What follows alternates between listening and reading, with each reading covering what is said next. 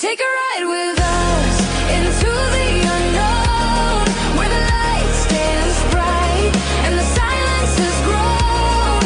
UFOs in the sky, ghosts in the breeze, aliens watching. Can you feel their unease? Bigfoot on the prowl in the midnight glow. Electric whispers beckon.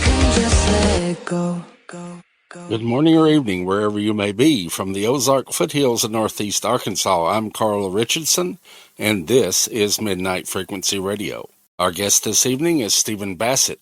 Stephen is a political activist, disclosure advocate, and the executive director of PRG, better known as the Paradigm Research Group, which was founded in 1996 to end a government-imposed embargo on the truth behind extraterrestrial-related phenomenon. He has spoken to audiences around the world about the implications of disclosure, the formal confirmation of heads of state of an extraterrestrial presence engaging the human race. He has lectured around the world on the political implications of a UAP-ET phenomenon and given over 1,200 radio and television interviews. PRG's advocacy work has been extensively covered by national and international media, including being featured on CNN, Fox News, MSNBC, The Washington Post, and The New York Times. In 2013, PRG organized and conducted a citizen hearing on disclosure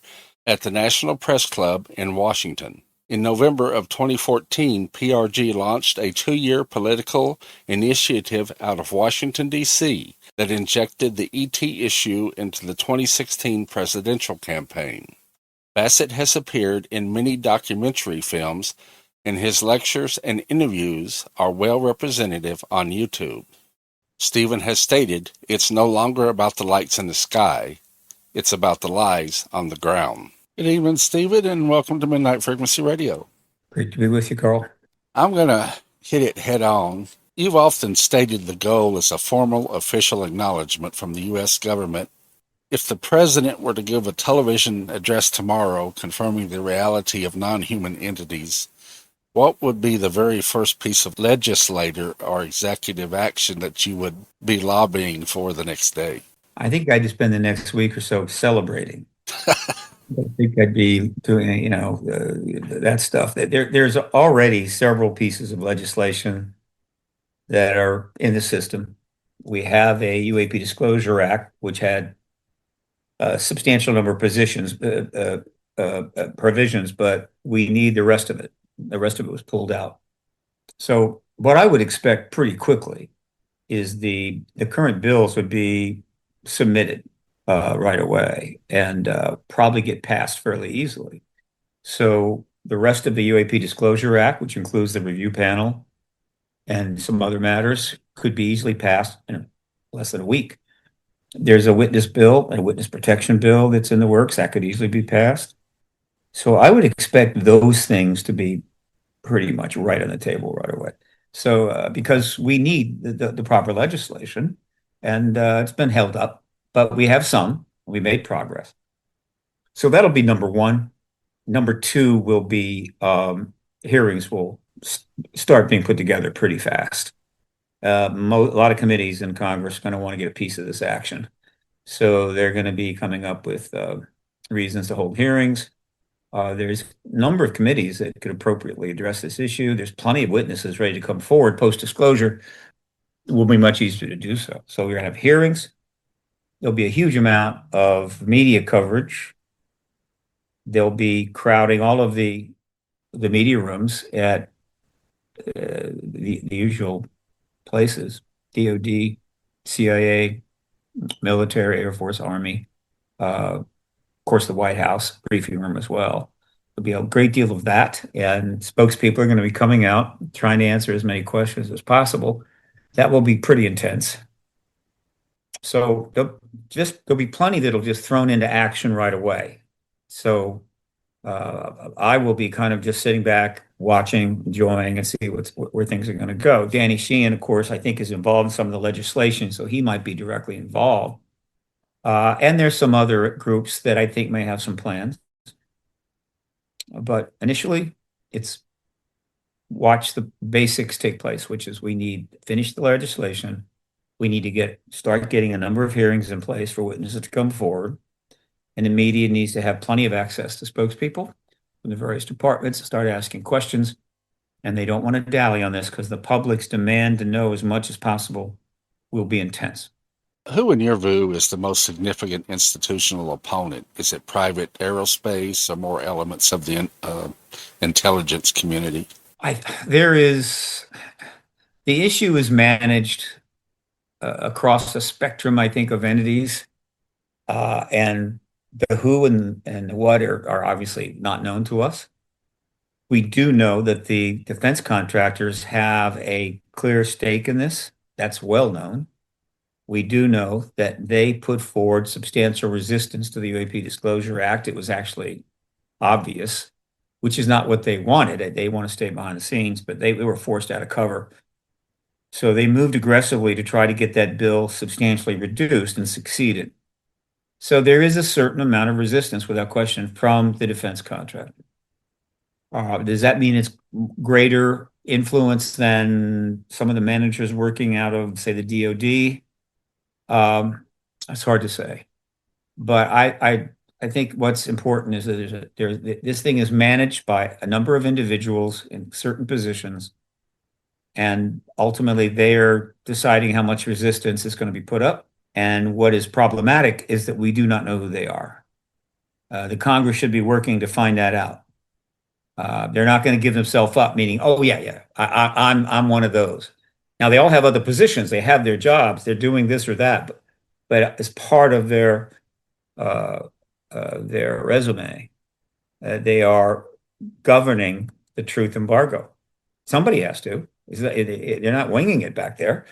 They have to govern the research. They have to govern the whole classification system, make sure it's holding up. They also have to govern the efforts by the public and others to try to get at information. All of that has to be managed, and there are a number of people to do that, but we do not know who they are. The period from 2017 with the New York Times article to the David, I'm going to butcher his last name, Grush hearings has been Grush, okay, have been unprecedented. From your unique vantage point, what percentage of the battle would you say has been won? I try not to think of it as a battle because the other side is so heavily armed. But we made enormous progress in the last 7 years, going back to now it's 9 years, 8 years, back to 17. This is the New York Times articles triggered what we're seeing now. It's been moving forward steadily ever since. So good deal of progress. And the hearings that have taken place certainly are a major part of that. The legislation is a major part of it. So there have been several breakthroughs, but without question, history will see the Grush interview as one of the most important events in political history. He was the first individual to go under oath and essentially confirm the ET presence. So many words. There had been a couple of hearings and briefings in front of certain people within the House and Senate before that, but they didn't confirm anything. They kind of danced and so forth and gave reports, well, we're doing this, we're doing that. But no, the first hearing that really broke this open was the Grush hearing. There's a long story there. Everybody involved are heroes. Hopefully they'll get properly acknowledged and rewarded. And by the way, that hearing that was held in 2021, I think, with Moultrie and Bray, that was the first hearing in 55 years, and a slow beginning. But it took a couple of years, and we finally got to Grush. She's the one that made the decision to really take the risk to come forward and take this to another level.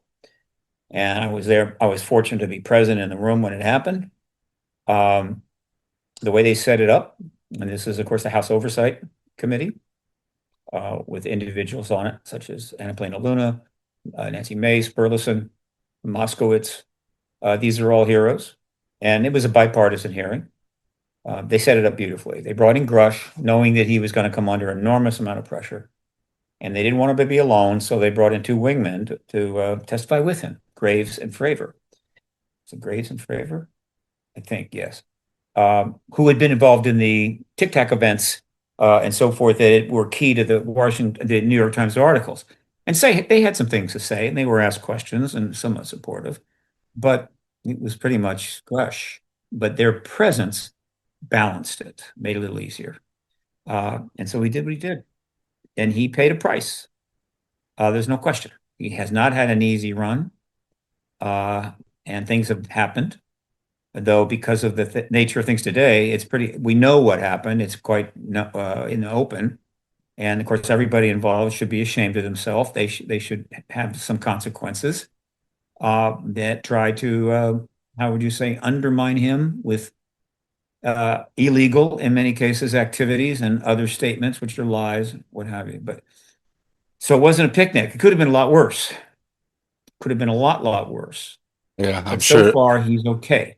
And that was a major turning point. Definitely, we can't go back. Turning point. Well, it was definitely not a party for him, that's for sure. The U.S. Senate nearly passed the most profound legislation on the topic in history with the UFO, the Closer Act. The defeat was seen as a major blow. Was it a failure due to the strength of the opposition, or was it a strategic victory in that it publicly revealed the names and motives of those opposing transparency? No, it was a win in two ways. One, it was the ultimate bill. It had it all, really. A little more whistleblower protection could have been put in there. There's a couple of other items that could have been there, but they're really more appropriately legislated later. But it had it all for immediately a process to get underway that would drain the government's and the defense contractors' files of all this, move it into the public space. Would take a couple years, no question, 2, 3, 4 years, but it would begin right away, and it would be done appropriately and responsibly, and it was all there. All you had to do is just start, and it would have all come out. However, there were people that didn't want that. And so it got pushed back, and they had some success. But here's the second win. So the first win is we got half the bill, and that is important. The second win is that in this case, which is usually not the case, the effort to undermine it, the pushback, was in the open. I mean, there's no way they could do it without it being obvious. And so it was clear who was doing this, why they were doing it. It was defense contractors and their lobbyists. They're approaching certain key, powerful people in the Congress and telling them to start talking to some of the people on the Reconciliation Committee and strip the bill.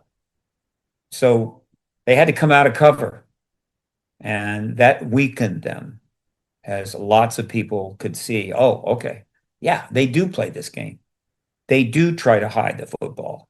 There is this truth embargo, and that was a win too. But we didn't get the full bill.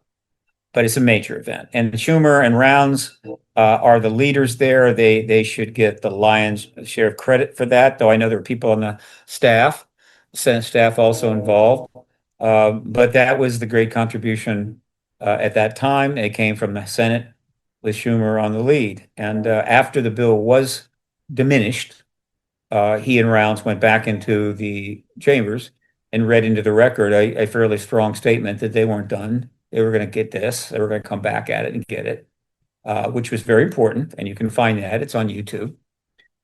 So again, at that moment, we're in a place that nobody in the 50s, 60s, 70s, 80s could have even imagined. So we've crossed over to a whole nother place, and we are winning this effort, but not yet. We still have a couple more things to do, but we're practically there. How crucial do you feel international collaboration enforcing U.S. disclosure? Well, I cannot talk tonight. Disclosure. How critical do you feel it is? Did you say international engagement? Yes. Oh, okay. Not critical. Anything that's happening in any other countries is helpful. And there has been actions by various countries, but overall not much. all of the countries that are part of our world, I guess you could call it the democratic world, um, have pretty much deferred to us. As I've said many times, they are letting us do this. Now, things will happen, something will come out. Uh, Something will happen maybe in Peru, France will get out a report called the committee report, things like that, which is going to happen. I mean, this is a major issue and it's global, but concerted efforts by the government to dive into it, no. And that is intentional. It's not like they just have no idea, so they don't know what to do. This issue is global. We're seen everywhere. Contacts happening in almost every country. There have been crashes in a number of countries, but they have deferred to us, and they don't want to cut in line. And so, in that sense, I think we have their moral support, but they're not going to do anything dramatic, and it's almost impossible to create a kind of liaison or a group effort where you're going to go to five, six of these countries, supporters of the United States, and put something together, or all come out together because it would leak like hell, and it would get very messy very quickly. And so, anything they do that is positive, that's favorable, well, is fine. Is it critical? No. The U.S. could have ended the truth embargo anytime it wanted to in the last 80 years. Every day it could have done it. It chose not to. And not because they didn't have international support. They just chose not to. I say those, I mean they, meaning the president of all the former presidents, 13 of them, chose not to do it. You often use the term soft landing for disclosure. Uh, what does that look like? Actually, that is not a term I use. I have Oh, colleagues that I use that apologize. term. Okay. Uh, I don't know what a soft landing is. I know that there is a big thing about catastrophic disclosure, which has come out. It's a phrase, which is cool. So much writing is going on in this field that it's developing even more phraseology, and I like that. Catastrophic disclosure, it refers to disclosure that didn't go well. It's that simple. And there are ways that it could go better than others. Frankly, I don't care as long as we get disclosure, can deal with any side problems. But um, I think if someone uses the phrase soft landing, I think they're meaning that it just goes well, and it's not too much a problem, not too much anxiousness, which would be nice. And I think I favor that. But catastrophic disclosure is more worth talking about. It varies from person to person. People have different definitions, which makes it very confusing. One definition of catastrophic disclosure is the ETs put a massive craft over every major city, every major capital in the world. That would be it, right? Whoever the heads of state would have to come out and go, yeah, man, we're not alone. That's disclosure, right? Yeah. But Yes. that's really, really not helpful, upsetting, and one could say catastrophic. Another definition of catastrophic disclosure is just disclosure. There was a lot of people in our government that just don't want it to happen. They have their reasons. It absolutely can't happen. It's a big deal that it doesn't happen. And so the idea that it happens at all is for them catastrophic. So just disclosure, catastrophic by definition. Well, I feel sorry for them, but so what? You're going to lose. Another example of catastrophic disclosure rather, is how would you say, a disclosure being used by the government to play games, or game the system, or play games with us, meaning they're going to do it in such a way to effectuate a certain type of response, manipulate the truth to some degree. So yeah, we learn we're not alone, but in a context that's not appropriate. In other words, using this major event to inappropriately uh, set up a situation which otherwise wouldn't happen.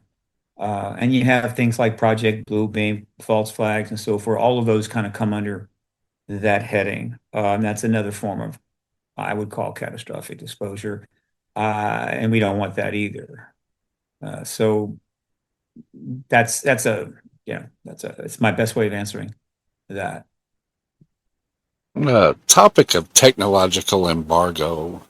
If energy propulsion systems have been suppressed, disclosure would arguably cause the greatest economic disruption in human history. How do we manage the transition away from the entire fossil fuel based economy without causing global chaos? That is scare tactics. That's propaganda. It's not true. Mining the state of Hormuz can create massive upset, chaos, and trouble. Yeah. But allowing technological breakthroughs that have been achieved through re-engineering ET craft and maybe even talking to live ETs when they had them in their possession, which I think they did. That doesn't mean they were getting information about technology. But there may be profound technological advances embedded in that work that have been going on for 80 years. And if that comes out, we're going to be able to use that tech. And we will use it. We will certainly use it to see if we can improve the ability to take care of our people. And if we're wise, we'll share that with the rest of the world so that other countries can take care of their people, whatever those advancements are. But we already know that they have been working to weaponize it as well. So that's another issue. Weaponizing that technology and then using it, that could create catastrophic results without question. And there is no pressure really, as far as I know, to stop them to do that unless we get disclosure itself. And all of that is then brought out and the Congress can discuss it. The people can vote on it, right? Do you want anti-gravitic delivery systems that can put a nuclear bomb into another country in about 3 seconds? Kind of first strike stuff that makes everybody paranoid with a finger on the trigger. I would say I would vote no. So I'm going to put this. The truth is that any major technology that comes out is going to take time to implement. And whatever area of tech that we're referring to, those already involved in that area, dealing with that issue, say energy, who are filthy rich. And they are. They're filthy rich. Pick an industry. They're filthy rich. Definitely, yeah.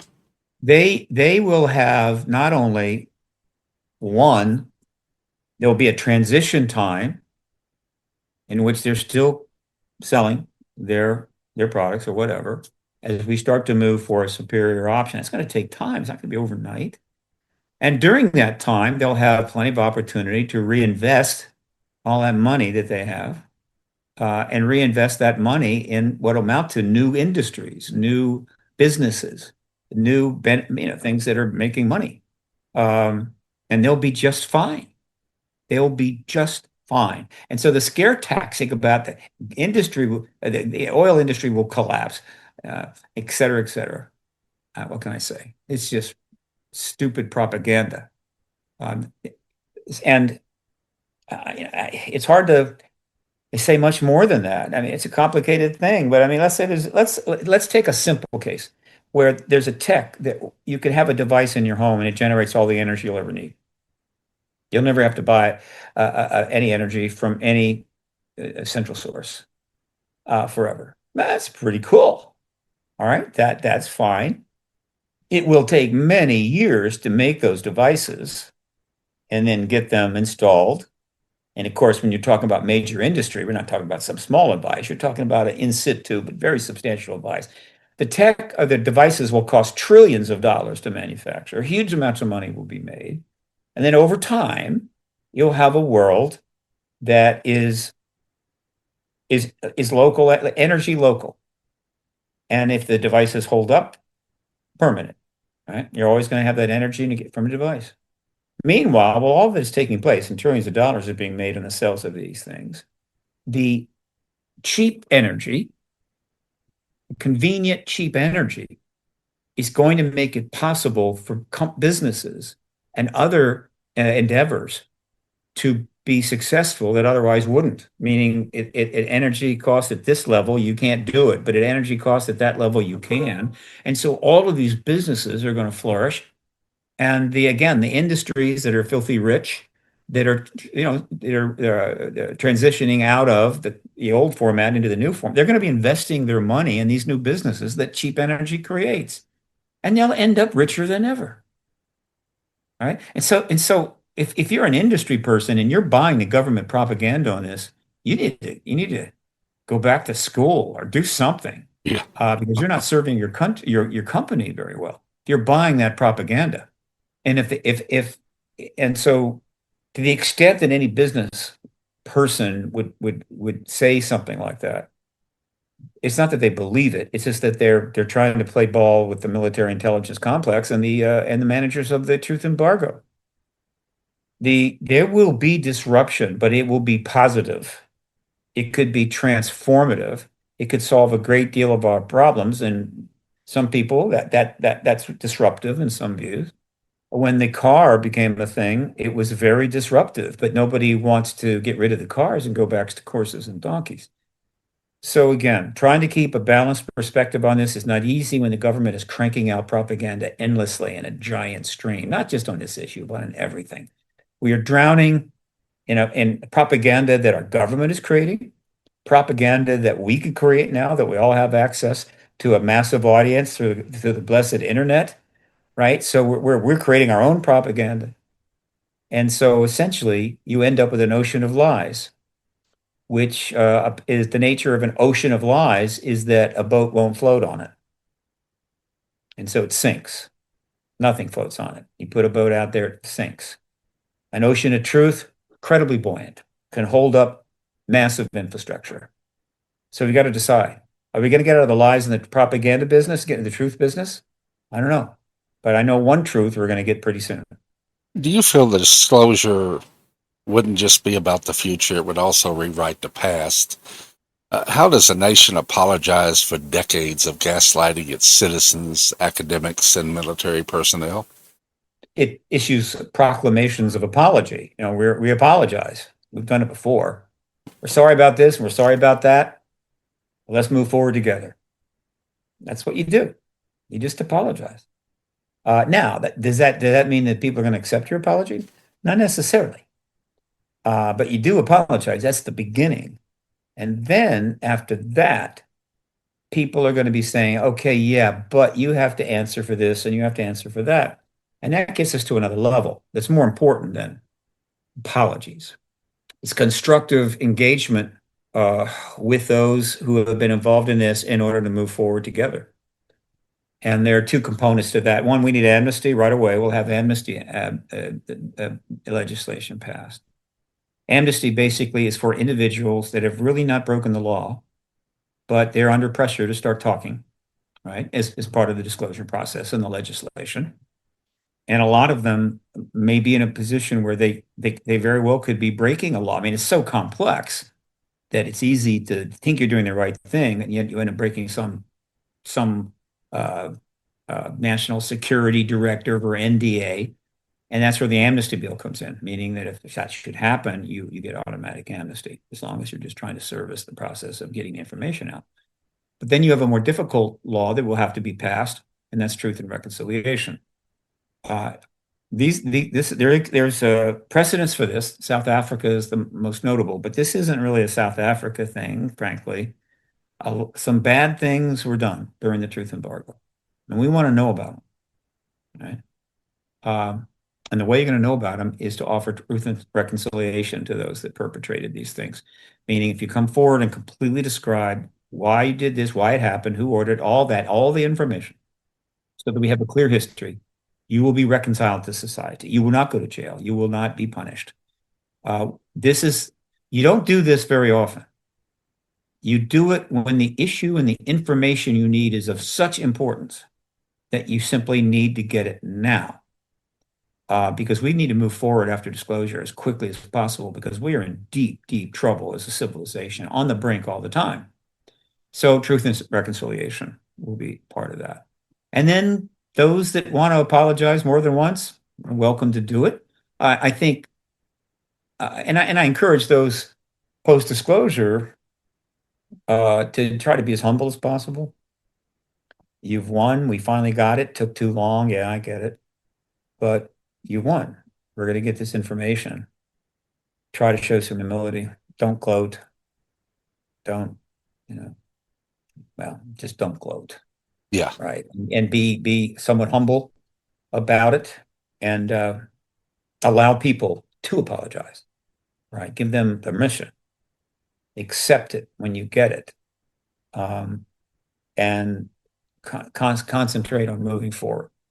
We will never have, well, we will have never had an opportunity for, quote, moving forward in history, and even remotely compares to what will be the case post-disclosure, which possibly then be doubled up if we get open contact with ETs as opposed to non-open contact.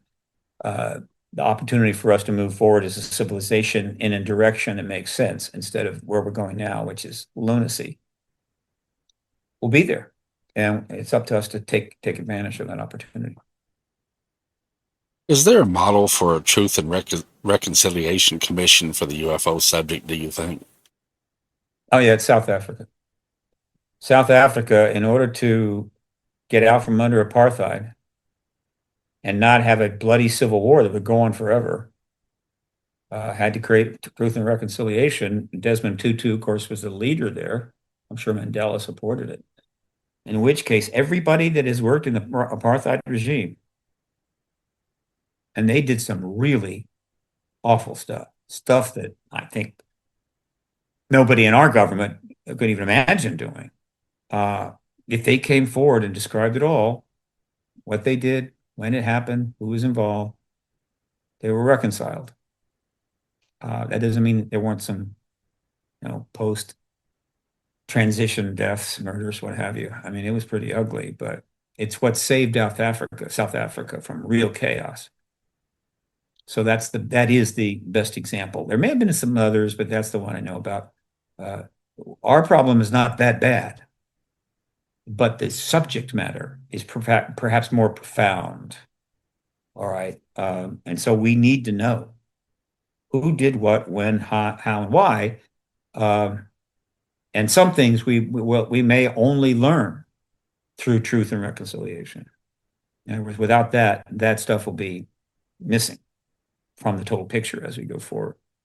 Dealing with the aspects of religions, which major world faiths, in your opinion, are the most technologically prepared to integrate the reality of non-human intelligence?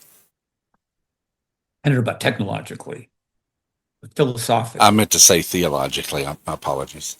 Right, well, or theologically. Yeah, I've been asked that many times. I'm not an expert on religion. Here's what we know. We know the Catholic faith has gone out of its way to engage this issue for many years now.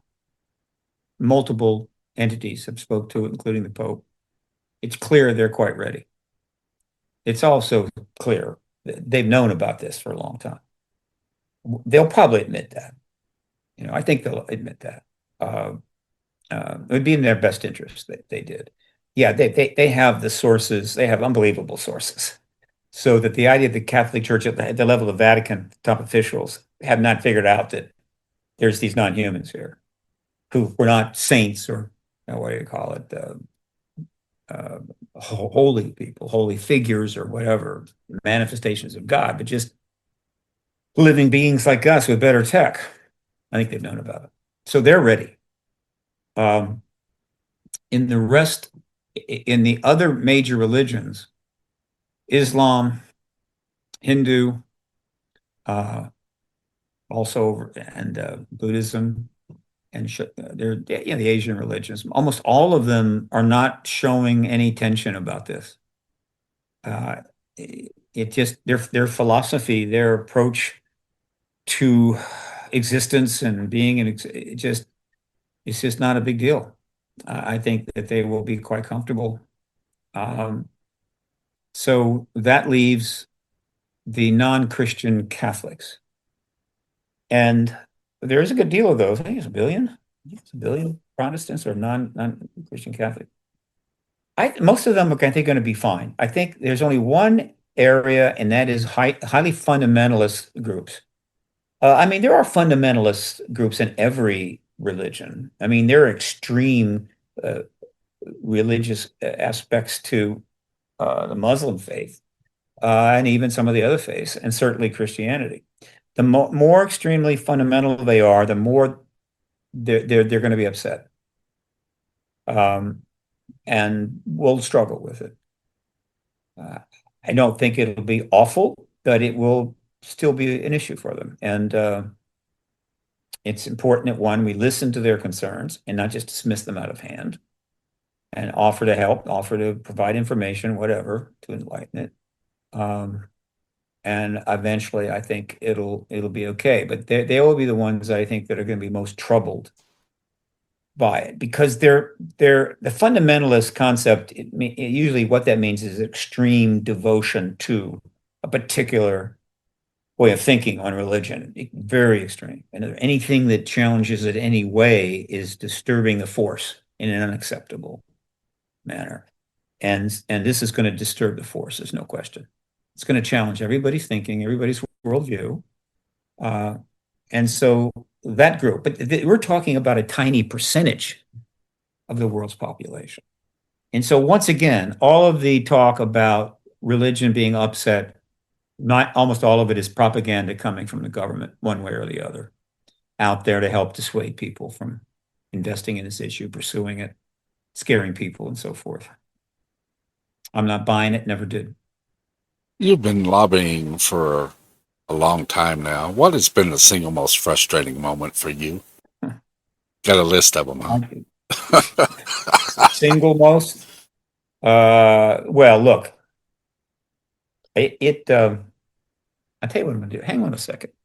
I think it would benefit us for some light. I just realized we got really dark. Let me just take care of this. No worries. I don't want to shock anybody, and I'm starting to look like a ghost.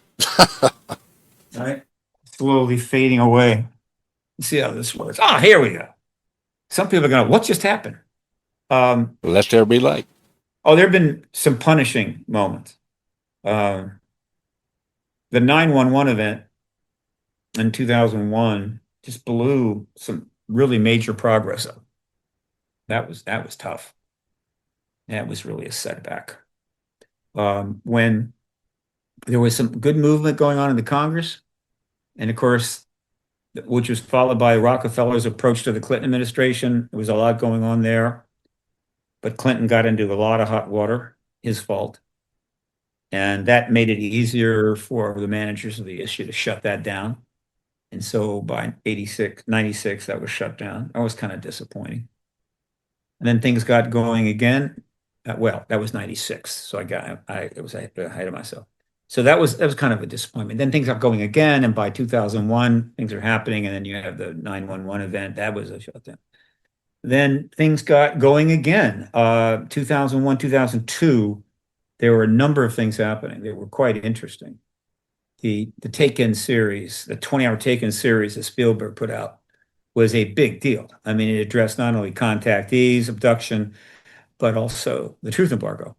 And it was connected to an effort to get a full-fledged organization, a lobbying organization going called Coalition for Freedom of Information. John Podesta was attached to that. So we had Spielberg, Podesta, and so forth, all happening right around 2000, October 2002. I was there for that opening, and so hopes were high. Shortly thereafter, the Iraq War began, which from day one you knew was going to be an absolute total catastrophe, which it was. Another huge disappointment. And as we move forward, it just seems like one thing after another. Right now, I'm trying to decide just how disappointed I want to be. Since 17, we've made enormous progress. We're practically there. As I've said, enough has been accomplished for the president to step out. There's not much more that needs to be done. We've got legislation. We have multiple hearings. We've got members of Congress speaking to it directly. A huge amount of media coverage. There's no stigma anymore, et cetera, et cetera. And so the president can step out tomorrow and do it.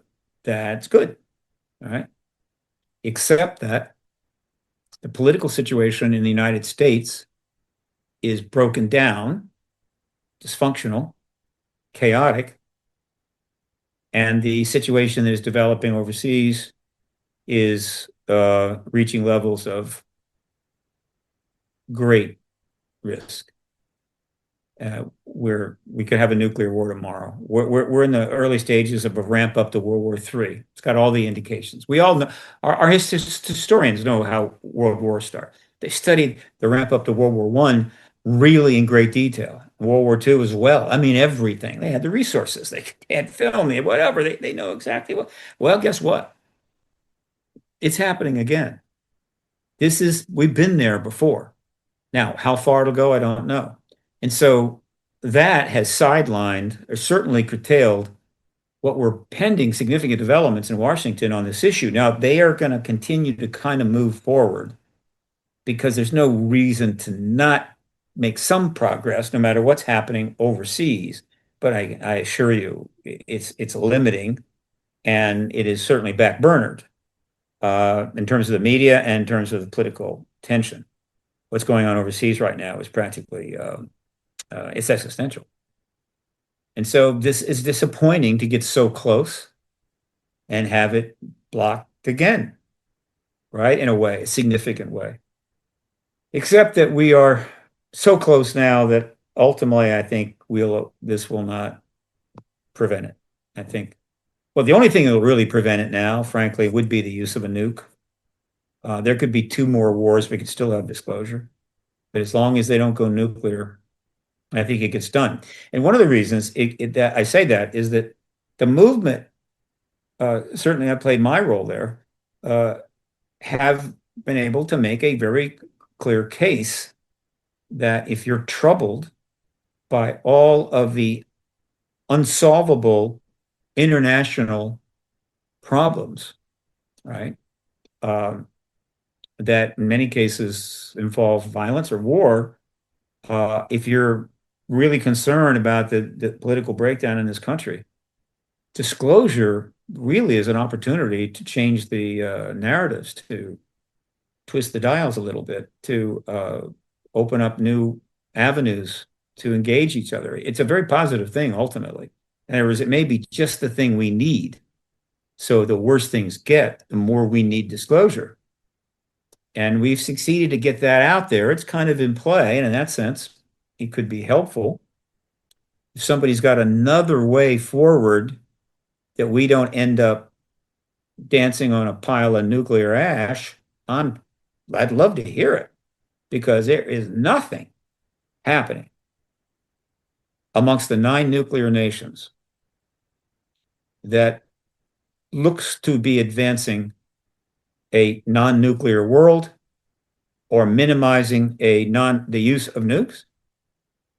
Nothing. Everything that is happening is leading us towards catastrophe, not away from it. Pick any country.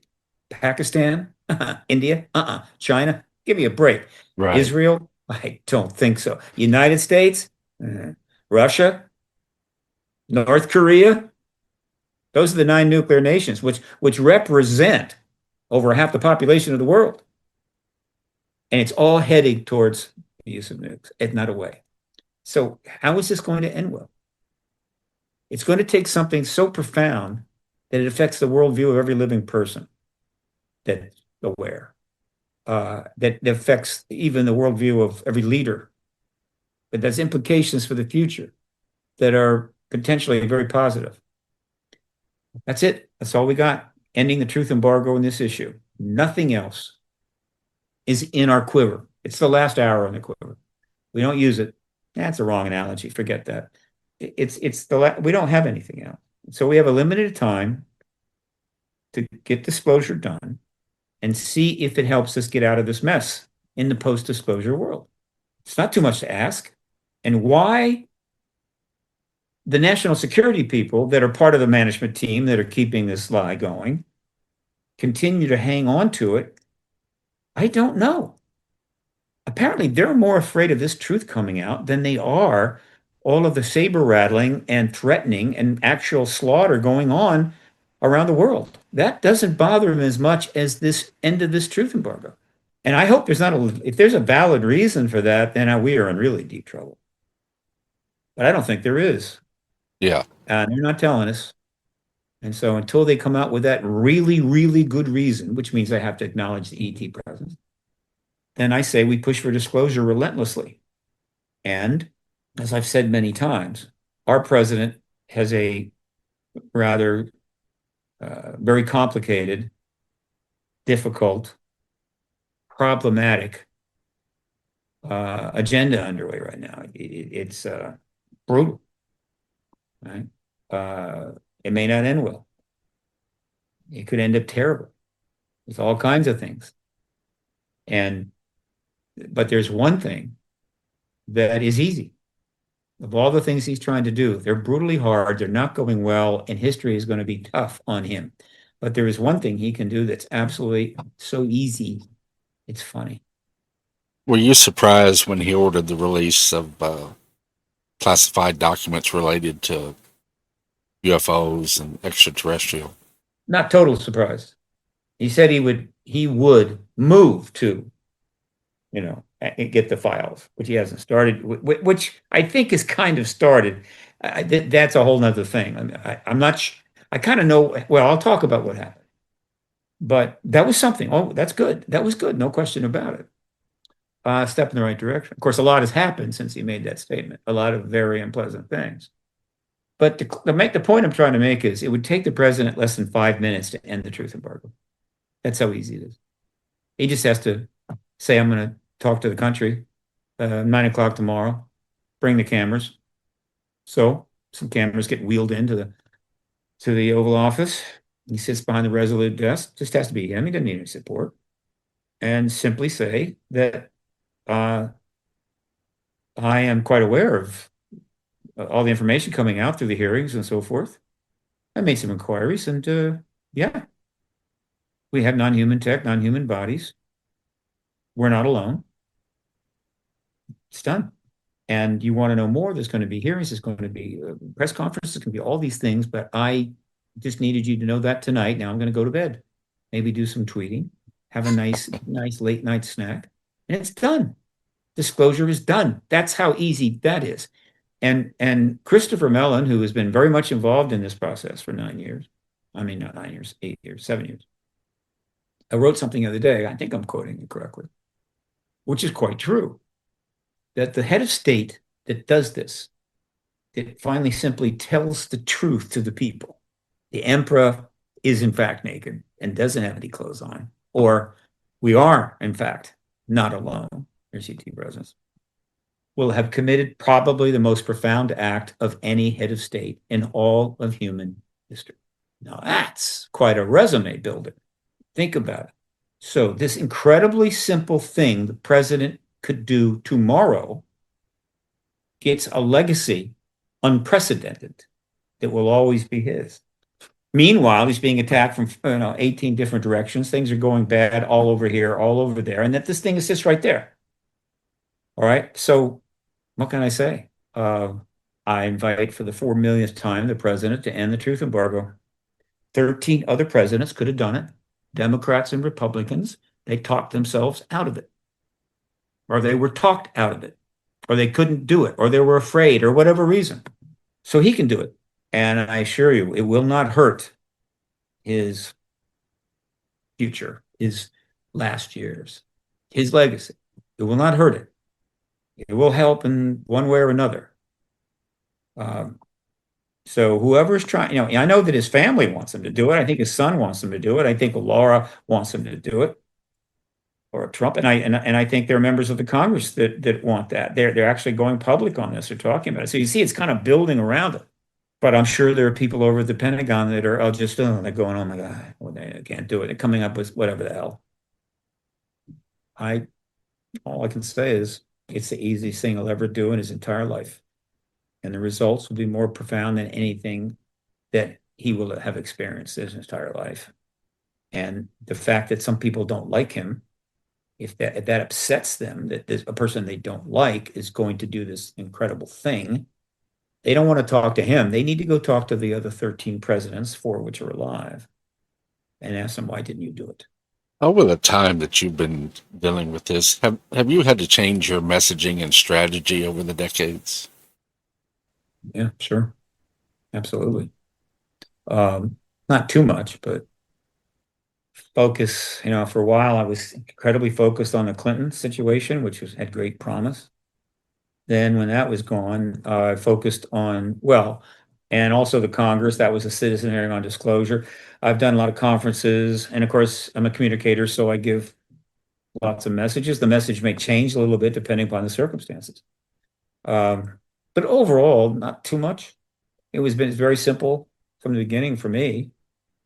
There is an ET presence. We're told there isn't. We need to be told there is. The government's lying. And more, with every passing year, more and more people worldwide know the government's lying. And the government's well aware that we know that the government's lying. And increasingly, we are aware that the government knows that we are aware that the government's lying. It's silly. It's ridiculous. It It's is. funny, Yeah, right? it's And comical. when you in times like these, this is not the kind of humor you want. You got plenty of jokes out there, plenty of comedians. We don't need the national security state doing stand up. So it's time to just tell the damn truth. It might lead to more truth telling. Telling truth is similar to telling lies. Telling lies is addictive. If you tell one and you get a benefit, you tell another. You get another benefit, you tell another. Next thing you know, you're addicted to lying because hey, it's short term, benefits, short term highs. Truth is a similar way. Tell the truth, you can get, it can be a problem because, well, the truth is tough, but you get rewarded. And so you tell another one, you get more rewards. The next thing you know, you're addicted to telling the truth, which pretty much generates better outcomes. So you're going to be addicted to something. It's like I got through life as a younger man because I was a mess. I got addicted to tennis. And when I couldn't play tennis anymore, I got addicted to running. And so, yeah, that's still an addiction, but it's a positive one. All right. Now we have now a political system that is virtually built on lies and propaganda. Not that we're special in that regard. Almost all of the communist world was built that way, and to some degree still is. Why we want to emulate that, I can't imagine. But we have a system built on lies. People lying, people raising huge amounts of money to successfully be able to lie their way into office. Wow. Imagine that working out, right? And so here is a truth to get the ball rolling. Meaning, okay, tell that truth, see what happens.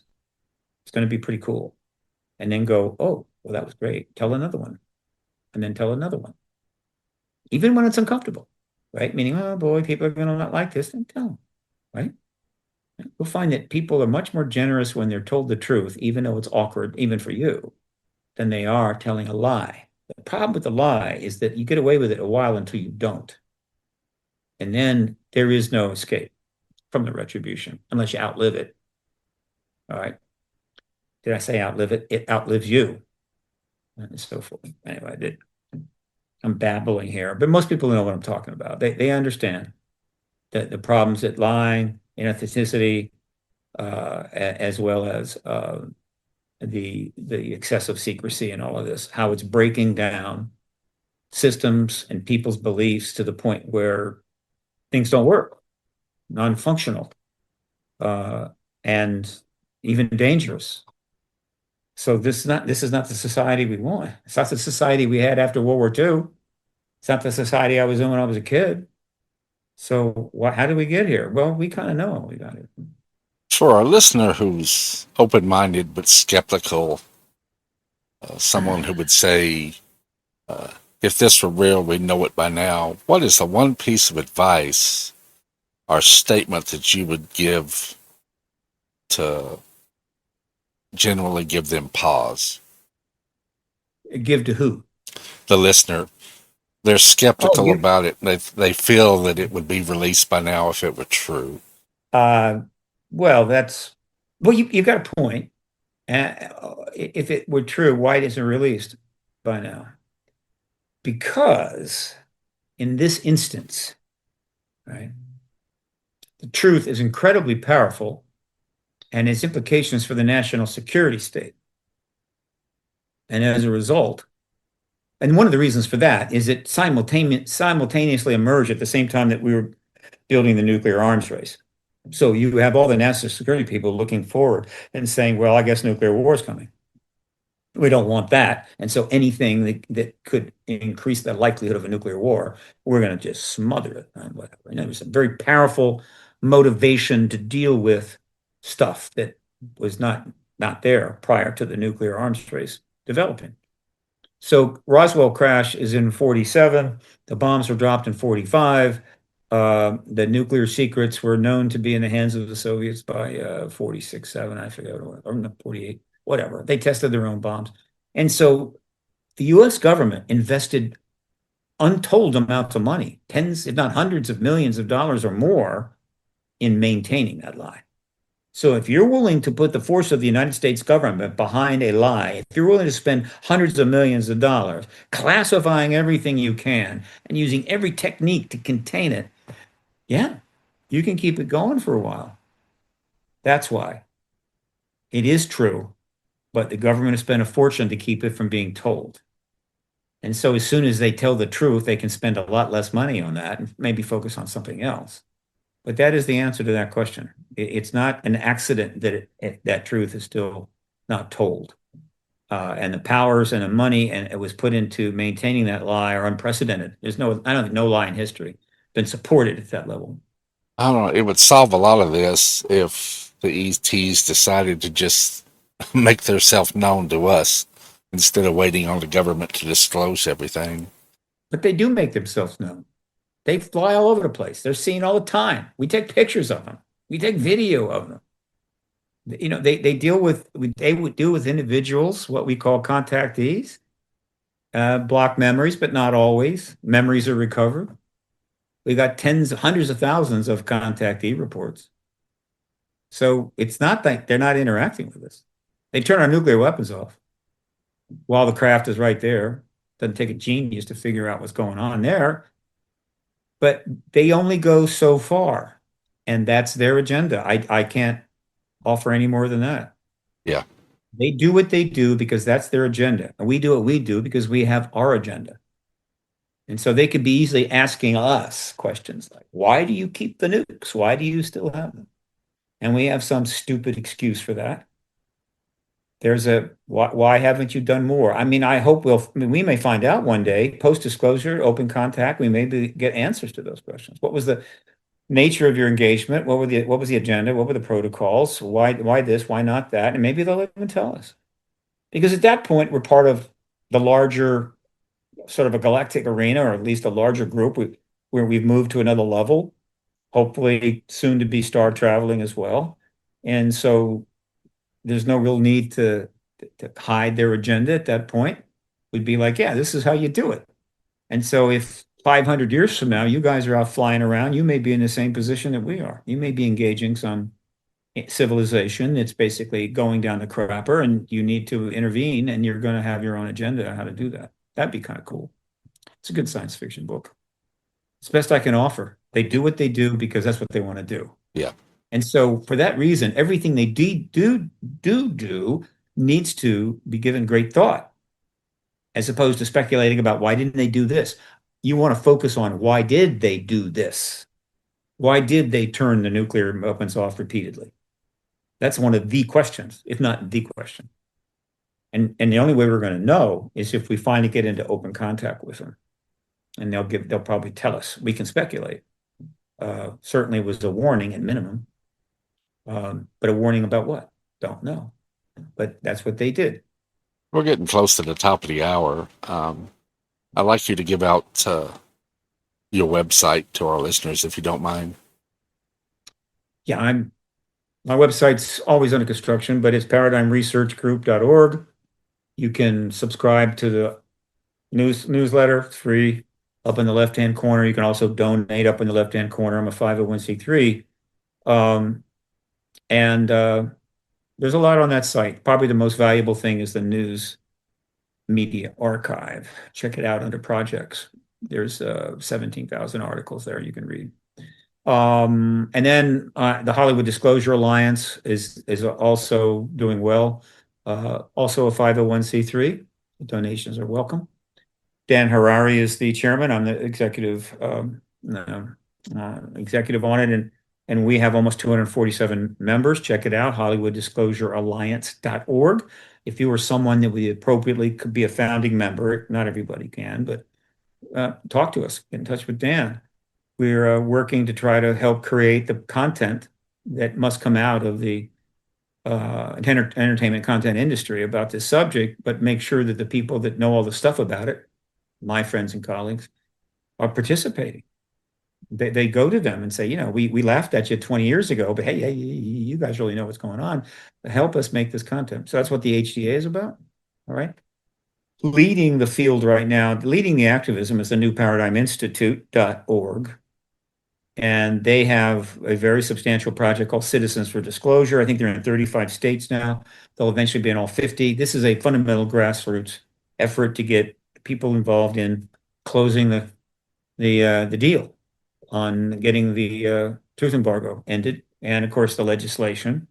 But more importantly, a full-fledged 50-state multi organization, maybe hundreds of organizations with tens, if not hundreds of thousands of people, will also have a post-disclosure role, because there's going to be a lot of legislation that will be passed post-disclosure. There's going to be a lot of decisions that have to be made post-disclosure. And if the public doesn't participate in those decisions or show their feelings about legislation, then others will do it for them. And they may end up with a post-disclosure world that looks just like the pre-disclosure world. And that would be a tragedy. And so the opportunity for nonpartisan, high concept, pretty cool engagement on the part of hopefully tens, if not hundreds, a couple hundred million people in this country, that's post-disclosure. If you can't get involved in something like this post-disclosure, you're never going to get involved in anything. So the question is, will they? The New Paradigm Institute is absolutely setting itself up for that while still working for disclosure now. And then you've got other organizations, the Soul Foundation, the UAP Foundation. I got that right. I think it's UAP Foundation. And there's a number of other groups that are forming quickly, almost all of which are 501(c)(3)s. So all the philanthropists out there that have been putting billions and billions and billions of dollars into every single cause you can imagine, all worthy, right? Because they like that and they get a tax deduction. They feel like they're making things better. Who have not put a penny into this issue, literally nothing. There are a couple of tiny exceptions because of the stigma, right, that it used to have. The stigma of UFO, the ridicule, the demeaning, the embarrassment, the little green men crap. And it's like, I don't want to be associated with that. I have great causes to devote to it. Why should I be stigmatized? The stigma's gone. You can donate to this field without any concern, frankly. And I would like to point out, it's probably the most important issue in the world. And of all the major issues in the world, the absolute least funded. It's not even close. It's at the bottom, right? You can almost pick any other issue, salmon problem, the salmon swimming upstream problem, and the Northwest, whatever the hell. It gets more money than this. It's time for them to decide, hey, if we're going to make the world better, here is an issue that could literally transform the world. I need to donate there too. We need to give those nonprofits money to work with, right? Because the people that are doing it are literally tearing their lives up. I mean, I assure you, they're not living large. They make enormous sacrifices, which means that they're less effective. So when the philanthropists, and this is a nonpartisan issue, it's been absolutely defined as nonpartisan. So I don't care what political party you're in, even extreme left or right, you can donate to this issue. Nobody's going to question. So that's my last statement, is it's time to do that and be part of the transition that's underway and be proud that, wow, I helped make that happen. The stigma is gone. Take advantage of it. Yeah, get with it. I'm like you. It just needs to be done, and all this hee-hawing around is just ridiculous. Do you have any YouTube dedicated sites, or would it be easier just to go to YouTube and do a search for Stephen Bassett and look you up that way? Yeah, yeah. If you Google Stephen Bassett, and not Steve, but Stephen Bassett, move on past the Canadian cyclist, fine cyclist, getting better all the time, sucking up some of my space. There's plenty there. Should there be more? There should be. I've always operated way under, always underperforming because I was just terrible at raising money. It's not my thing. I'm trying to get better, but it just wasn't my thing. And it's who I am. It's whatever. But nevertheless, established a bit of a presence. But I have colleagues with a huge presence. But the internet, by the way, AI now makes it possible for anybody to get up to speed on this issue in rapid time. Before it was like checking out websites or something, or read 10 books. No, now you can ask AI. I prefer Gemini. Any question about this, right? Ask it about the Project Blue Book. Why was it shut down? This or that or what? Anything, and you just start getting the stuff back, right? So now you can really get up to speed on this without having to read 1,000 books or whatever. But then if you like podcasts, there's hundreds of podcasts on this. You get plenty there. And so it is either not an accident, but certainly convenient that the ability of 8 billion people to get up to speed very quickly on the reality of an ET presence, the history of that presence, and the history of the embargo to prevent us from knowing about it. They've never had the better tools to do it. And so if we get the announcement tomorrow, the entire world is going to be able to use those tools to become pretty well educated on this new world that we're in very fast. That is helpful. That would not have been the case in 1940 or 50. If there had been a disclosure by Truman in 47, the world did not have those tools, and it would have been a little awkward. In terms of digesting that and dealing with it, it would have been a little more problematic. I still think he should have done it, but now not so much. So be ready to use those and invite people. Let's start doing it now. Don't wait. So it's not just Googling a person or whatever. It's asking questions, right? Which AI is happy to answer.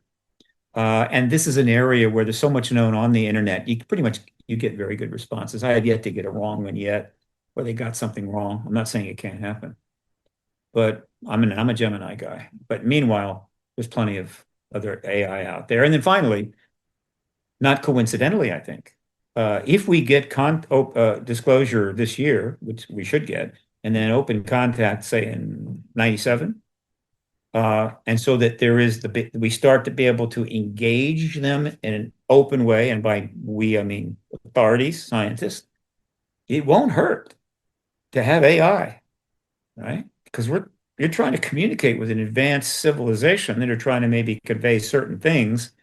We may absolutely need AI to be able to interpret and understand it.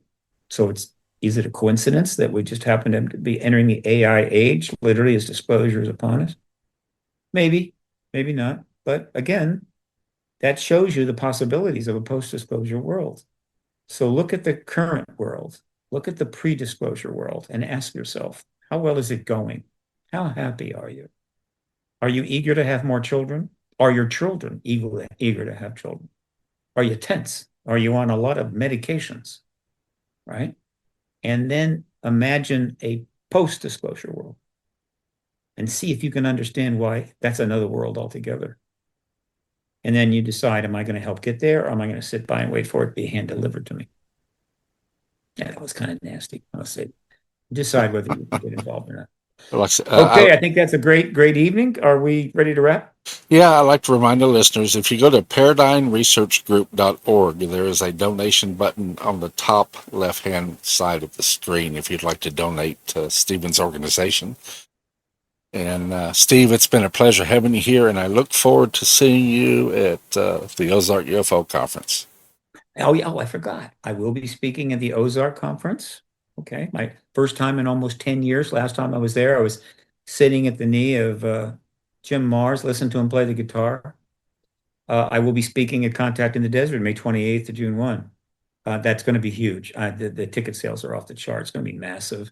And I'm going to be speaking at the UFO Con in Burlingame coming up this next weekend. And I'm going to be speaking at the New Life Expo in New York in April.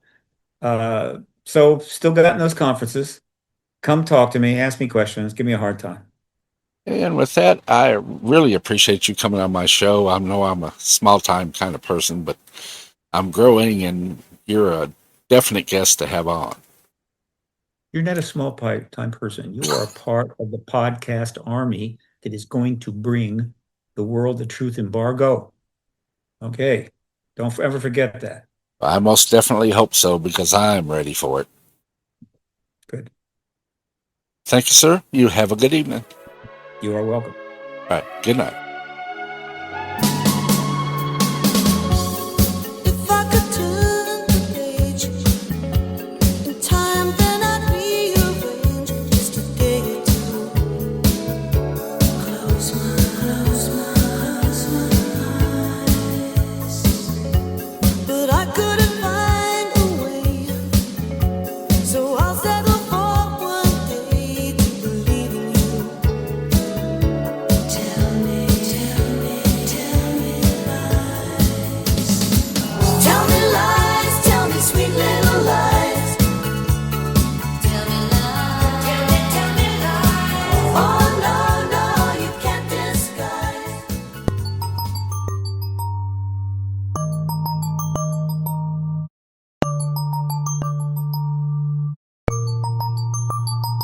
This is Dark Matter News. I'm Joshua Stark. A robotics startup in Hungary is aiming to solve one of the biggest bottlenecks in the robotics industry: how the machines themselves are built.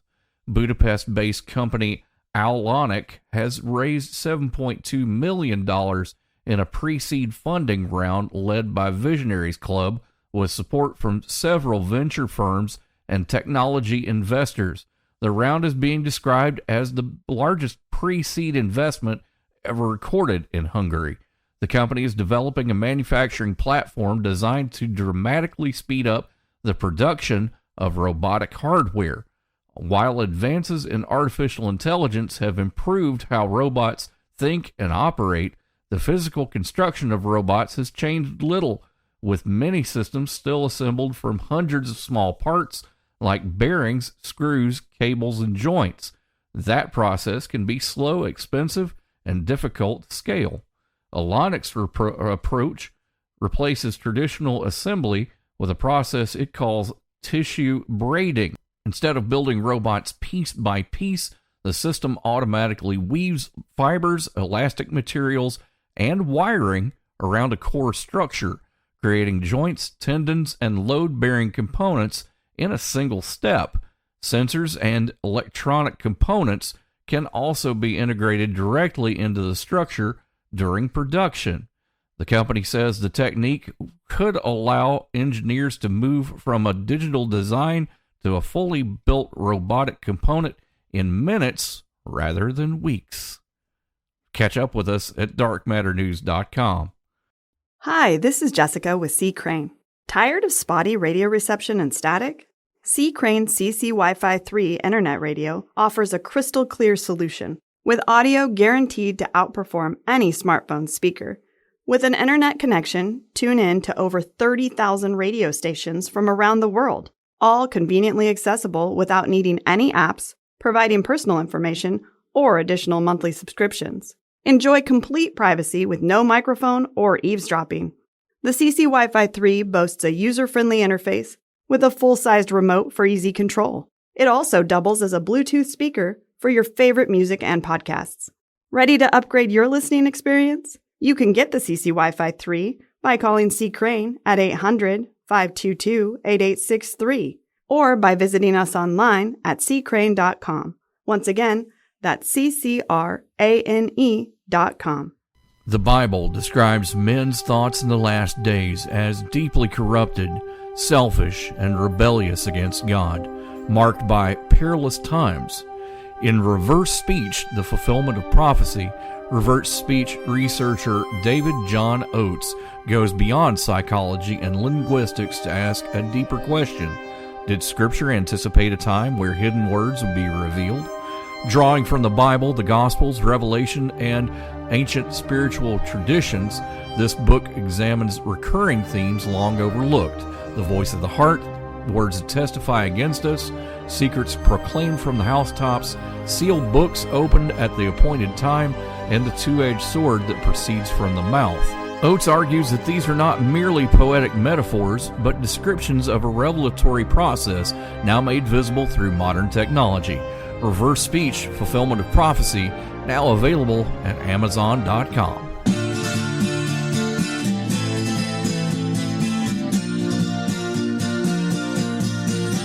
I've been drifting on the sea of heartbreak.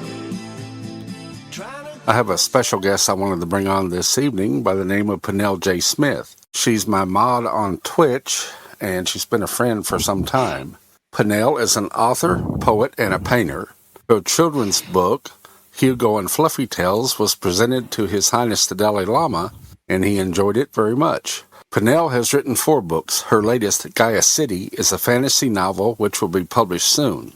Penel is interested in a number of topics, such as Bigfoot, the history of life on Earth, and quantum physics.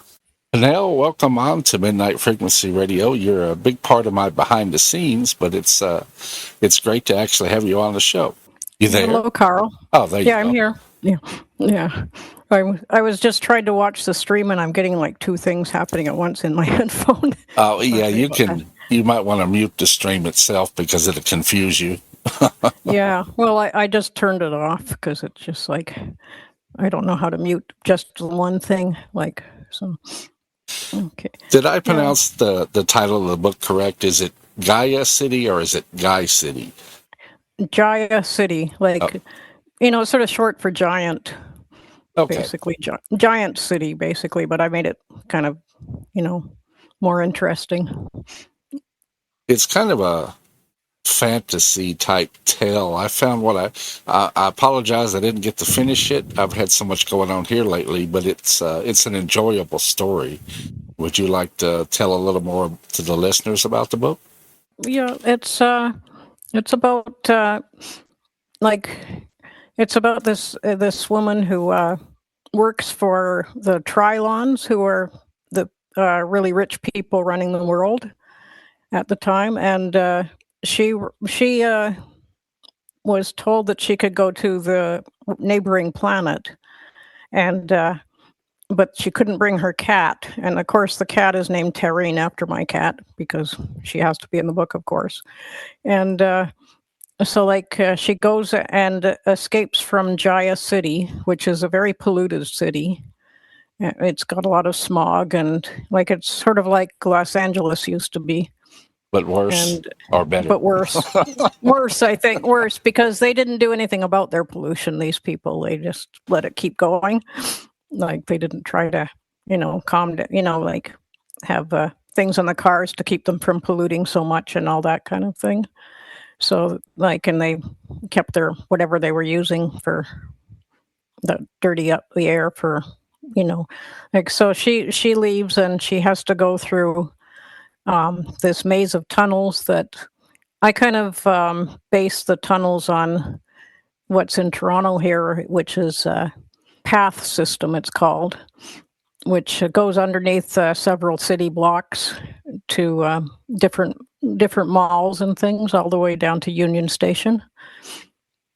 And and so it's quite it's kind of hard to navigate the path system. There's kinds of little signs here and there. You go here and you kind of feel like you might get lost. So I made it sort of like that.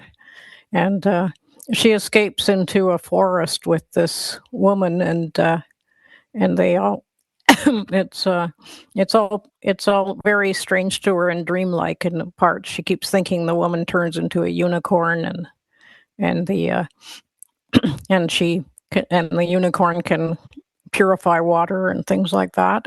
It goes on to that. I don't want to say the whole ending, but don't give out the whole book or no one will want to buy it. So. Yeah, that's true. I've got to get it published first, of course, but I worked on it for a couple of years. I came up with the idea because like all those billionaires that were almost trillionaires were wanting to go to Mars. Yeah. And so I kind of was thinking about them when I wrote the book, like about how these people wanted to go to another planet and what would they do there. And One question: does she ever get to take Tareen with her? oh yeah, she escapes with Tareen. That's why she leaves. Is she has to take the cat, so she takes Tareen with her. And Tareen is a very special cat and makes her accepted by the sort of rebels or people that are just trying to live away from the city in the forest. So Tareen turns out to have special powers. I know it's in the process of being published. Where will the likely places be where people can go to order it? I'm not sure. It depends. Like I haven't been accepted by any publisher yet. Like I just sent it to a big public, McClelland and Stewart. That's it used to be Canadian, but it's joined with a bunch of other things, Penguin, Random House, and places like that now. And I sent it there thinking maybe because they've got so many books they put out, they might be more likely than a small publisher. The small publishers just sort of like they're overwhelmed quite often. They don't have enough staff for all the books they get. And they don't put out very many books either. So like I'm kind of hoping, but I'll probably end up self-publishing it, I would, because I'm not sure how well it'll be received by a big publisher. Well, as soon as everything is finalized, let me know, and I will post a link on the nwdn.net website, and people can go and check it out. Yes, like that's like my other books, like Hugo and Fluffy Tales, you can get through lulu.com, and it's also available at Indigo stores. You can order it from Indigo stores here in Canada, and I'm having a signing of that on May 30th of Hugo and Fluffy Tales. You also have another book out called Ghosting. Could you tell us a little about that one? That one's another escape book, maybe because I have so many dreams about running away from things. And so, like, kind of, it helps to put them into a book, and then you don't have that many dreams about that. But so, like, she escapes from a religious fanatical cult that they even want to go after ghosts to try to force them to go to hell if they weren't the right kind of people in what they think are the right kind of people in life. So, like, she's somebody who can talk to ghosts. This girl who escapes, and she goes. She runs away to Toronto, finds a man there. Like, the thing with ghosting is that when I wrote it, because of where my mother was born was in Salamanca, New York, and that's a town in the middle of a reservation. And she always looked indigenous, and I'm always getting mistaken for that. Like, I had one man tell me, "What tribe are you from?" He was like he was staying at Namerez here in Toronto. It's Native Men's Residence, it's short for. And he called out to me, "What tribe are you from?" And I said, "Oh, I'm not indigenous." And he says, "Oh, you passed for white." It's like, oh dear, what am I supposed to say? Like, this is really strange. I do so, too. Like, I've got Cherokee in me, but I'm about as white as you can get. So, yeah. Well, like ours, there's no stories of anything. Like, my mother said she heard a vague story when she was a child of other children talking about her, wondering why she looked indigenous, I guess. And she said that some woman went off with an indigenous man, and they got her back and married her really fast. So, like, you kind of wonder what happened there. And she didn't know who it was or when it happened or where it happened. So that wasn't much help. But that's the only, and she didn't know, like, who the indigenous man was either, like what tribe he might have been from.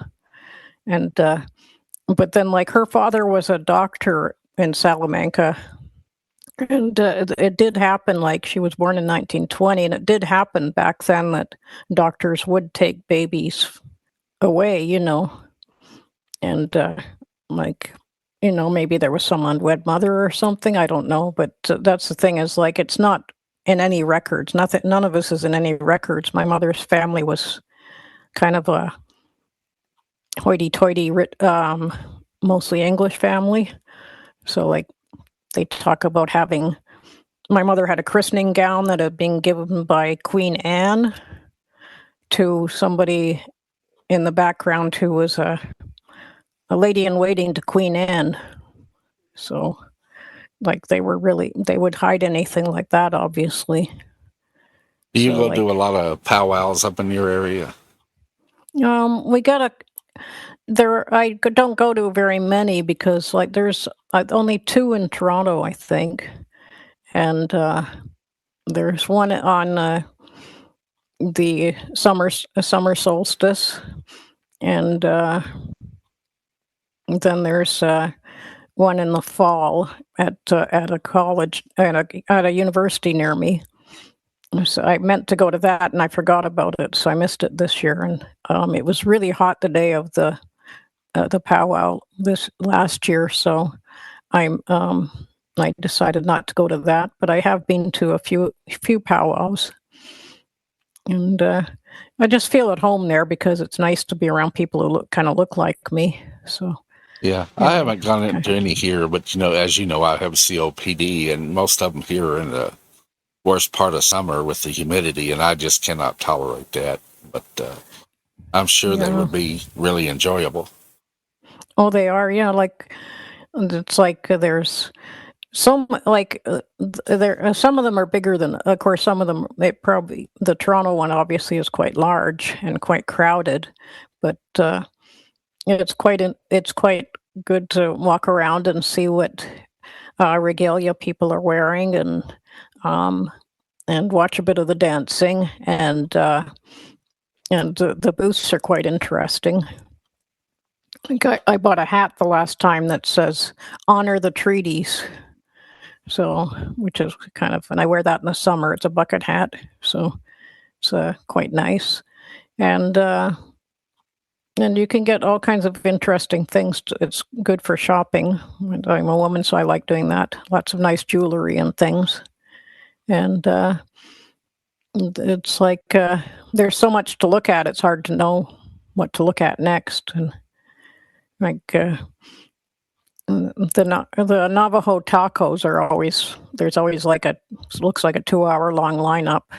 So I've never had one of those. I've never had one either. What's in them? Do you know? Well, I think it's sort of like it's put on fry bread, and it's sort of like pizza toppings in a way. Like it's like tomato sauce and cheese and a few spices. Like I had one that was in a restaurant in Toronto, but it was on a bannock instead of a fry bread. So I've never had the, like the real one, because in Canada we have bannock and we don't have fry bread really. But it sounds good to me. Of course, yeah. I'm good. You can call me whatever you want. Just don't be late for dinner. Yeah. I really enjoyed the one that I had, but it's like kind of a, subway, a streetcar ride away. So it's kind of far for me. It takes about half an hour to get there. So and streetcars are very unreliable. Would you like to give our listeners a web address to visit your site? I'm sure you'll have information there too when the new book is released. Yeah. Let me just, I never remember what it is. Let's see. It's peneljsmith.wixsite.com/penel-j-smith. So with HTTPS in front, of course. So. Well, I appreciate you coming on the show, and I also appreciate the work you do behind the scenes with modding my Twitch page, because there's all kinds of riffraff on Twitch.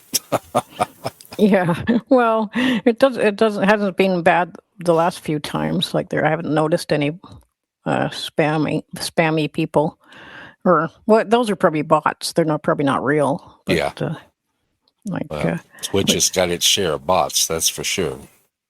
Yeah, that's for sure. Yeah, like my webpage has my books up that I have self-published. Like I was unlucky with Hugo and Fluffy Tales, as I finished it just when Harry Potter books came out, and it's a children's book, and all of a sudden, all the places that did take children's books got everybody and their grandmother sending in children's books, thinking they'd be the next millionaire. And so you didn't get looked at. So I gave up and self-published because it was just, but it actually ended up lucky. Yeah, well, it ended up being lucky for me with the Dalai Lama, because then I could take charge of that and not ask them to send it. And I sent him a couple of chapters and some illustrations that I'd done, and they sent me back a nice letter saying, yes, you can dedicate this to the Dalai. I asked if I could dedicate it to him, and they said, oh yes, you can do that, that's fine. And I have that letter framed in my place, and people who buy a book at my book signing will get a copy of that letter. And like I met him in 1980 when I was working at Henry Burke's jewelry store here. Uh-huh. And I was working the watch repairs, and he's interested in watch repairs. He likes to do that himself when he has time. And so he came in there unexpectedly, and nobody knew who he was then, because like I'd seen a little picture in the paper the day before, and I thought, oh, that's too bad. I could find out what a Tibetan Buddhist is really like. And I can't, because he was my work day when he was going to the university for a talk, and then he shows up in the store in the morning, and it's like, and I was the only one at the counter on the watch repairs. He came up to me and does this little bow, and I'm sitting there, that's the Dalai Lama, oh my God. Like, I'm sort of bowing back, and he's looking at him like, is this okay? And he's saying, yeah, he's nodding away, and had a big smile on his face. He really radiates holiness, which is wonderful. And I'm sure watch repairers. Like, I worked in the two-way communications field, repairing radio equipment, and of course installing it and everything else. But as the years go by, the eyes start to go on you, and it gets harder and harder to see, to work on the tiny stuff, especially surface mount equipment. I'm sure watch repair is the same. Oh yeah, like they've got, this was when they had like it was before all the electric watches and stuff. It was like they had, like you wind up your watch. It was just a thing. Or the most, like when I first started, like in 1980, like they were coming out with a few ones, but they didn't work very well. And so like they didn't have the quartz watches all over the place. And so like, and that's the kind of watches that he wanted to repair. And like the screws in watches are like, like tiny, a millimeter. Yeah, they're like a millimeter or something, And and of course, Burke's had this fancy Aubusson carpet. Like they're really expensive because it was a really high-end jewelry store up there with Tiffany's and all those. And so like so many times back in the watch repairs, we had that carpet. There'd be a bunch of people crawling around on the carpet, and this one English lady. Screws. Yeah, this one English lady would always say in a loud voice, "We're looking for a screw in the rug." Well, hand soldering got to be a thing of the past with a lot of the equipment. It was more of a heat gun soldering and a low temperature solder paste, so it didn't have to be heated as much. And then you had to buy all the updated equipment to continue working on it. And it got to the point where the manufacturers just said, just replace the board. Well, two-way communications, it was by the hour, charged by the hour on when you're working on stuff. And just replacing boards just took the money out of that big time. It's like working on computers now. So, Well, Penel, it's been a pleasure to have you on the show. And like I say, once your book is released, let me know and I'll get the internet address out there for people to go and pick up a copy. Yeah, like I hope that people will enjoy it. Mostly it's an adventure kind of novel. Like Ghosting was a kind of romance one. Like I kind of thought that there should be somebody writing indigenous romances that had two indigenous people, not just one white person saving the indigenous person. Yeah. Because that was kind of annoying. But of course, that wasn't my place because so I have an apology in the book. But, that was a romance. But this one is just like, it's just an adventure where she gets away and she meets some friends and she does things, basically, and is in charge of her own life and not dependent on someone. Yeah. Yeah, not depending on these people that were kind of just wanting to use people because they were rich and they could do that. So there's a lot of that nowadays. Yeah. Yeah. Well, that's obviously, like, it's always anything you write is based on what's happening around you, even if it's a future thing. Because, if you're wishing the future would be like this instead of like how it is or something, but you have to get to the future first. So, but I think it's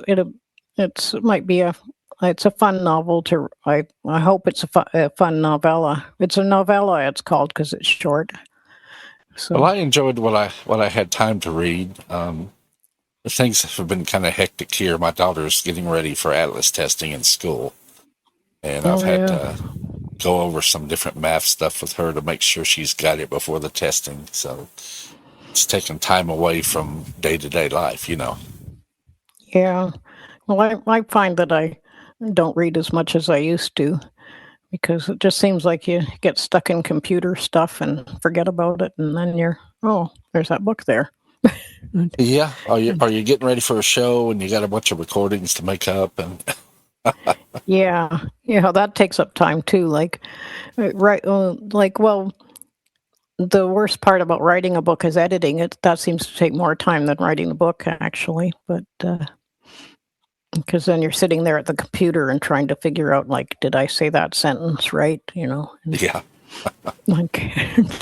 Things like that. And, so this one, I don't really describe anybody. Nobody's any particular race or nationality or anything. And just put your own stuff into there. You can imagine them looking how you want them to look.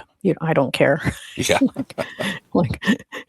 can look like you or look like somebody else. I'll let you get on with your evening, and I'm going to run through the routine of closing this one down, and then I think I need to eat something. I only ate a snack before the show, and now I'm stomach's grumbling, so. Oh, okay, yeah. Well, yeah, you better eat something that's good for you, and I didn't want to eat before the show because then I'd start burping like crazy. So. I can relate. So. Yeah. All righty, Penel. You have a good evening, and okay. I appreciate you coming on. Okay, thanks for having me on, Carl. You have a good night. Okay.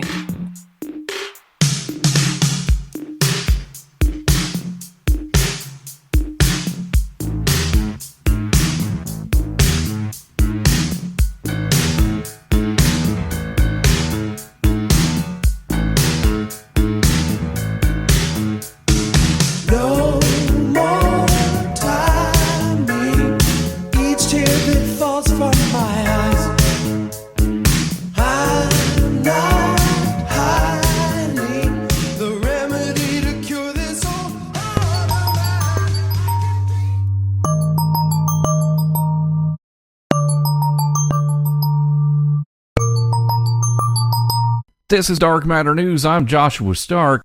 Scientists may have found a powerful new way to fight one of the most lethal cancers.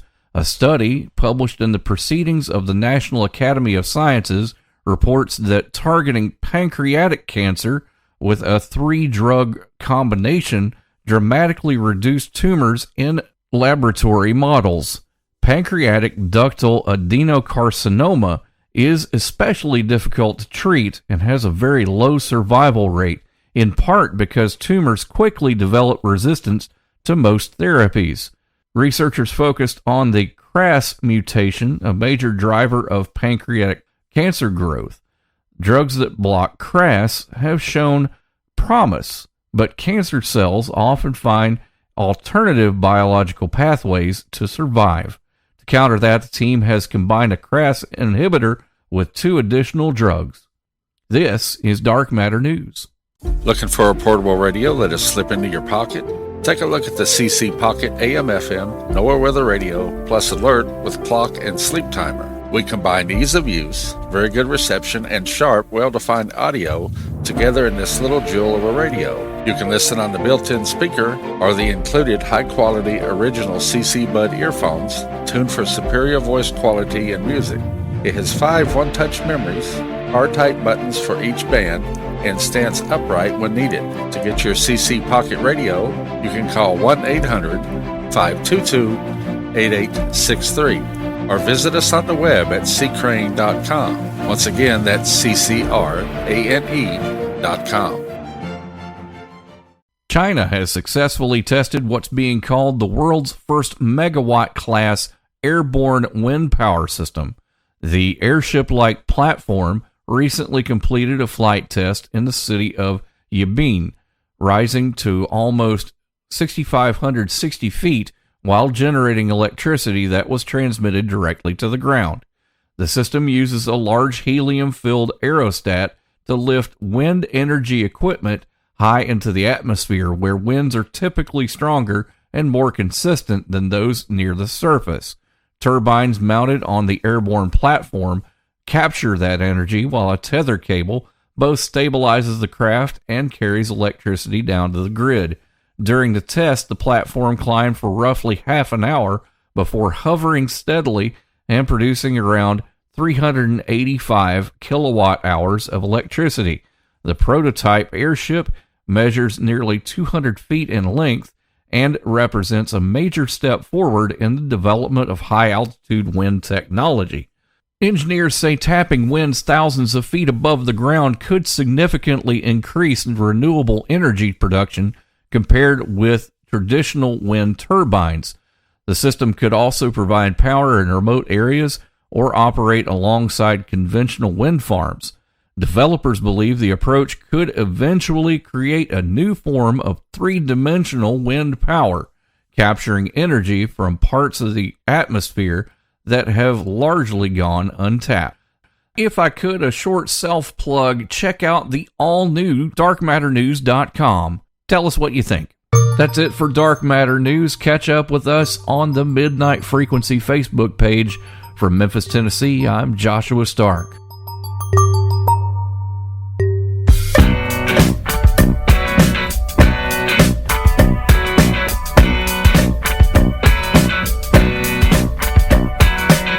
Time was drifting, this rocket got to roll. So I hit the road and made my getaway. Restless feeling really got a hold. I started searching for a better way. Welcome back to Midnight Frequency Radio. Next week's guest will be Lloyd Auerbach. He's a paranormal authority and a parapsychologist. He has 45 years experience in investigating the paranormal and over 40 years teaching courses on parapsychology. So Lloyd should be a fantastic guest. For Art Bell, For Art Bell, Joshua Stark, Josh Cheers, and Lady Marie, I'm Carl Richardson. Until next time, remember to continue to explore the unknown.